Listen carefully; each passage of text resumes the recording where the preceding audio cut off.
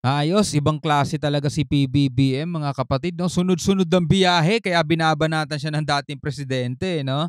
So eto mga tol 'no, after sa Germany, tumakbo naman siya ng, Czech Republic mga tol. At doon ay tinalakay ulit mga kapatid yung, ginagawa ng China sa WPS 'no.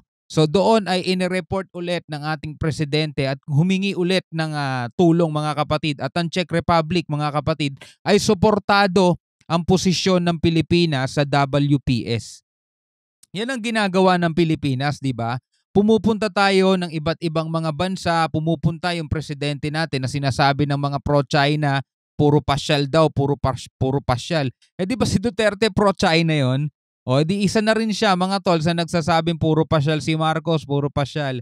O eto ang ginagawa niya, kumukuha siya ng mga suporta, kumukuha siya ng iba't ibang mga bansa na susuporta sa atin mga tol.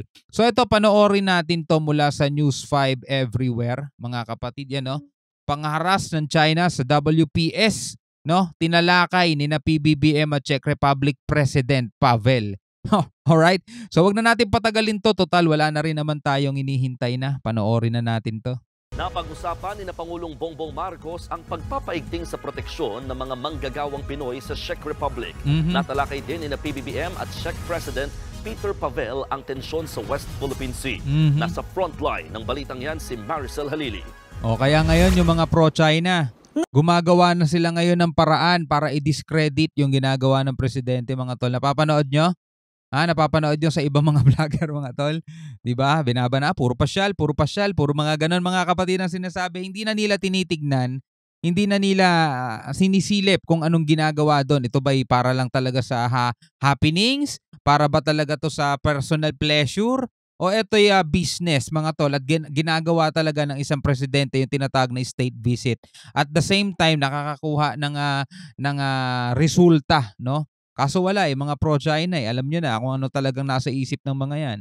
Ngayong patuloy na tumataas ang tensyon sa West Philippine Sea, target ni Pangulong Bongbong Marcos na makatuwang ang Czech Republic sa modernization ng Armed Forces of the Philippines. Sinabi ito ng Pangulo sa joint press conference nila ni Czech President Peter Pavel kahapon. As we pointed out and continue to discuss, the Armed Forces of the Philippines is undergoing a modernization program. And the Czech Republic has always been an important part of that development, of that evolution. Tugon dito ni Pavel, hindi maikakaila ang record ng defense industry ng Czech Republic na kayang mag-alok ng aviation at land equipment sa militar. Binanggit din ni Pangulong Marcos ang nararanasang panghaharas ng China sa West Philippine Sea. While it is unfortunate that there are still persistent incidents of aggression and harassment in the South China Sea, we continue to engage all our neighbors and stakeholders through diplomacy and dialogue. I thank President Pavel for the Czech Republic's support as a like-minded partner in upholding peace, stability, and the rules-based international order. Tingnan niyo yung ginagawa, 'di ba mga kapatid? Yung ginagawa ng mismong presidente natin. Kada pupunta siya sa ibang bansa, nakikita nyo kasama sa naitatapik, sa tinatalakay, itong problema natin dito sa WPS. Which is ngayon ay tinutuligsa mga tol, no? Kunyari, puro pasyal daw si PBBM, mga ganyan. Tinutuligsa yan ng sino tumutuligsa mga tol? Titignan mo, di ba puro mga pro-China? Di ba? Ikaw mga tol, no? Kung ikaw tatanungin, tutuligsain mo rin ba ang ginagawa ni President BBM na puro pasyal lang daw, puro punta sa kung saan-saang lugar? Kung nakikita mo naman na talagang may resulta naman yung kanyang mga state visit, nakakakuha tayo ng panibagong kakampi, nakakakuha tayo ng mga bagong kaalyado, diba? Nakakakuha tayo ng mga pwedeng tumulong sa atin para i-modernize pa yung ating sandatahan, diba? At panibagong suporta mga tol dito sa hinaharap natin sa West Philippine Sea. Dahil tulad nga nung napag-usapan natin nung nakaraan, sa kahit na saan mong dalhin niyang korte, 'di ba? International law, UNCLOS, sa Permanent Court of Arbitration o kung saan-saan pa, 'di ba? Napakatindi at napakalakas ng claim ng Pilipinas dito sa WPS mga tol.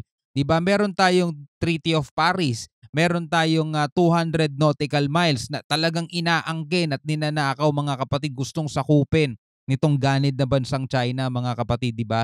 Kaya nga kada bansang pinupuntahan ni PBBM, makikita mo talagang suportado nila yung posisyon ng Pilipinas. Sad to say, oo, may mga nagrarally sa labas, may mga tumutulig sa, pero wag na natin masyadong pansinin yun, maliit na bilang na lang yun eh.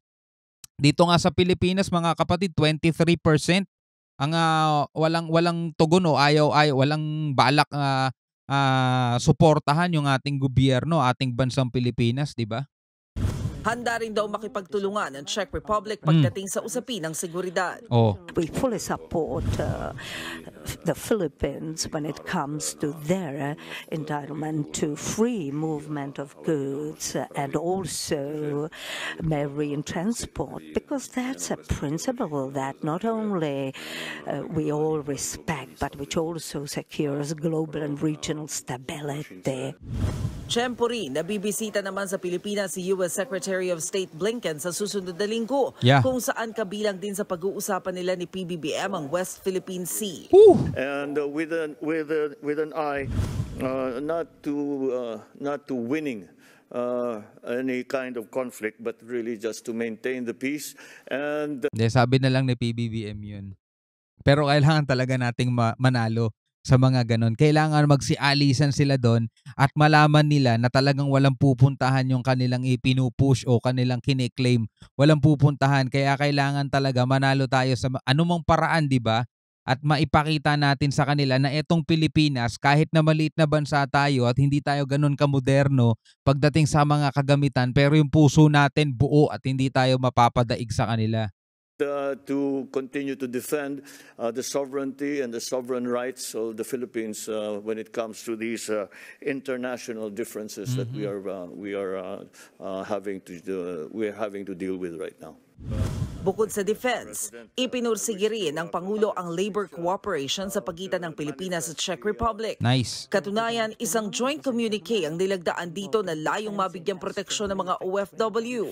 Sa susunod na linggo, nakatakda ring bumisita sa Pilipinas ang Agriculture Ministry ng Czech Republic kasamang ibang negosyante sa larangan ng agrikultura para tingnan ang potential investments at inisyatibo ng Pilipinas sa food security.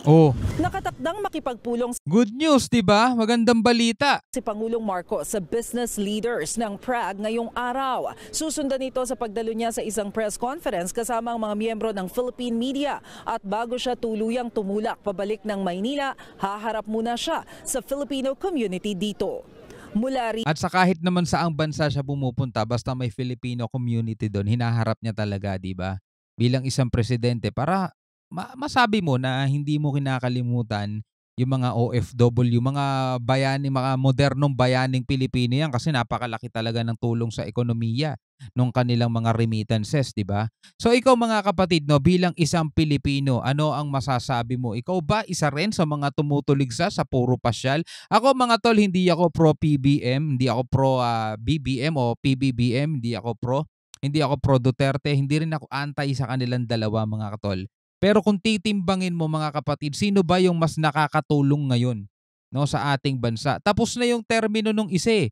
Nagawa niya na yung trabaho niya pero puro ganun pa rin siya eh. Tuligsa siya ng tuligsa eh. May sasabihin siya, babawiin niya. Tapos yung mga taga-sunod niya naman din, imbis na pagkakaisa ang i-push, talagang tagapalakpak din sila, di ba? Ang problema natin, mga kapatid, yung hinaharap ngayon, di ba? Yan ang problema na kailangan nating solusyonan, harapin. Sana naman magtulungan ang bawat mga Pilipino, no? So hanggang sa muli, ako nga pala si Shobal D. Peace out.